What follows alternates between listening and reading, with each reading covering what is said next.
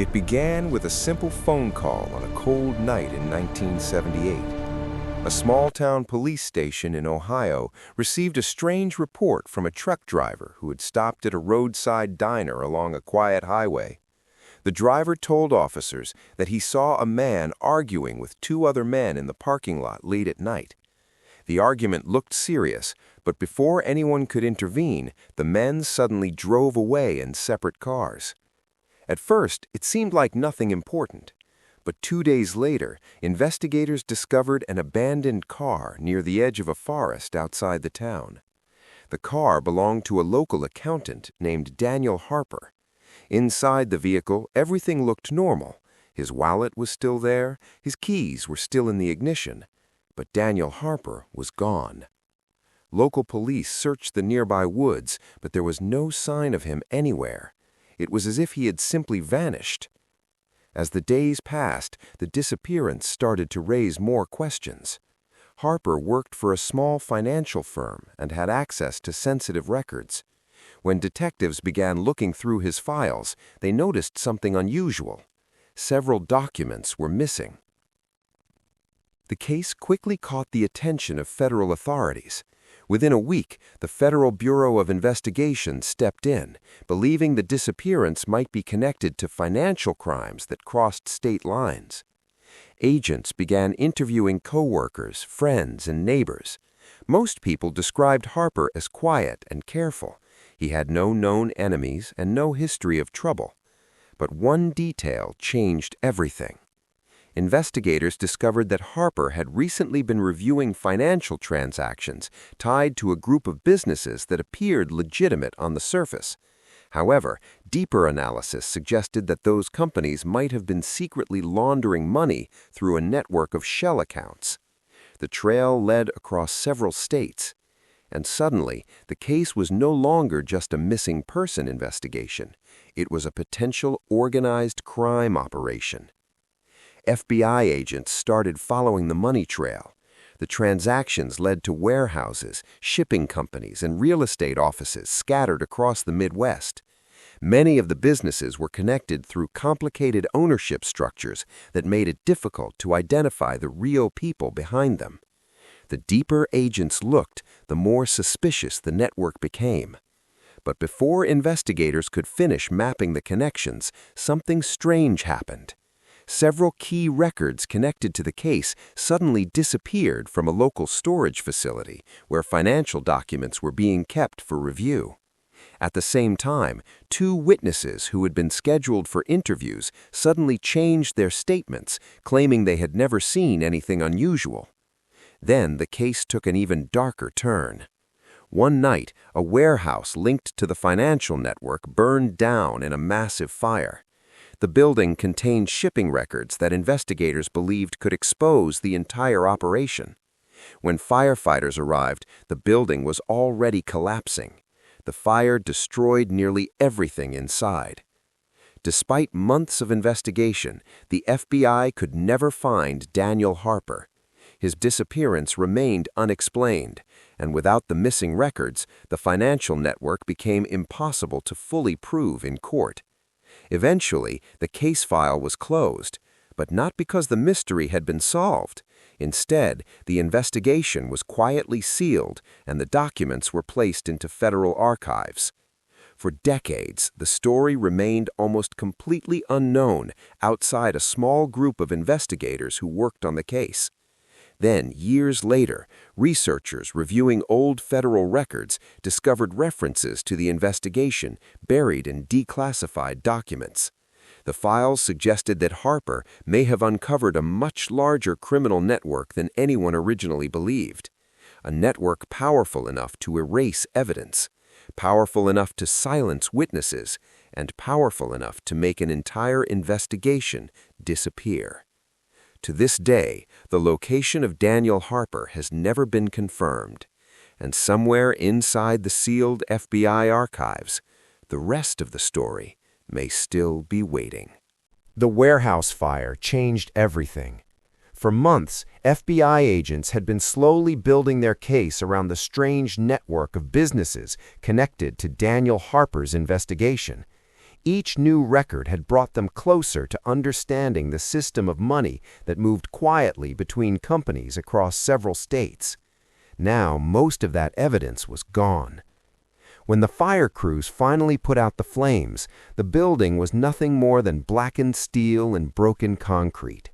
The office where the shipping records had been stored was completely destroyed.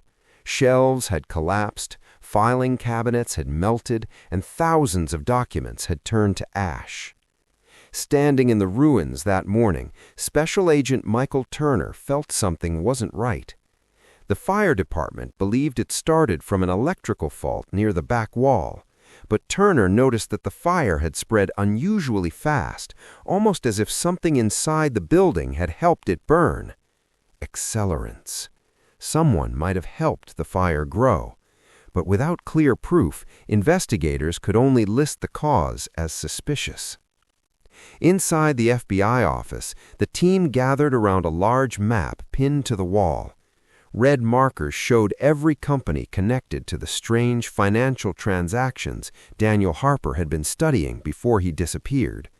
Most of the markers were in Ohio and Illinois, but some reached much farther: Michigan, Indiana, even New York. The network was bigger than anyone expected. Agent Turner pointed at one of the locations on the map, a shipping company near the Chicago rail yards. That company received 3 transfers from the same account Harper was investigating, he said quietly. And every time the money moved, another business appeared in the system a few weeks later. The pattern looked like a chain. Money moved, a new company appeared.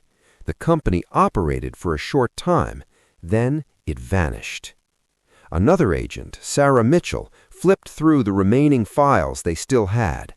Most of the records were incomplete now because the warehouse fire destroyed the originals. But one piece of paper caught her attention. It was a photocopy of a land trust agreement. The trust owned a small commercial building in Chicago. On paper, it looked like an ordinary investment property, but the trust had been created only weeks before Daniel Harper disappeared, and the signature authorizing the trust looked strange. It didn't match the handwriting of the official trustee listed on the document. Someone else had signed it. That meant someone had been controlling the property from behind the scenes, and that someone might have been connected to the missing money. The FBI decided to visit the building in Chicago. 2 days later, Agents Turner and Mitchell arrived at the address listed on the document. The building stood on a narrow street between a small restaurant and a closed clothing store. From the outside, it looked completely normal. The windows were dusty, the front door was locked, a faded sign in the window read "Storage." But when the agents spoke with nearby shop owners, they learned something strange. No one had seen anyone enter the building for months, yet every night a light sometimes appeared inside the back window. The agents requested a search warrant. The next morning, a team entered the building. Inside, the rooms were nearly empty. Old shelves lined the walls, and the air smelled like dust and old paper. But in the back room, they found something unexpected: a heavy steel door built into the floor. It looked like a vault hatch. The agents carefully opened it. Below the hatch was a narrow concrete stairway that led down into darkness. Turner switched on his flashlight. The beam revealed an underground corridor reinforced with thick concrete walls. The passage looked old but professionally built, almost like part of a forgotten tunnel system beneath the city. At the end of the corridor was a small chamber. Inside the chamber sat several metal filing cabinets. Most of them were empty, but one drawer contained something investigators had been searching for since the beginning: financial ledgers. Each ledger recorded transactions between dozens of companies, shell corporations, and bank accounts stretching across the country. The numbers were enormous, millions of dollars moving quietly through the network. It was proof that Daniel Harper had been right. He had uncovered something huge. But as the agents continued searching the underground room, Mitchell noticed something else. A second door at the back of the chamber. Unlike the vault hatch above, this newer door was newer, and it was locked from the outside. Turner slowly turned the handle. The door creaked open. Inside the small room beyond was a single metal chair, and sitting on the chair was an old tape recorder. The recorder still had a cassette inside. Mitchell pressed the play button. For a moment there was only static. Then a voice came through the speaker. Weak, nervous, but clearly recognizable from the missing person recordings investigators had studied months earlier. It was Daniel Harper. The tape crackled as his voice spoke slowly.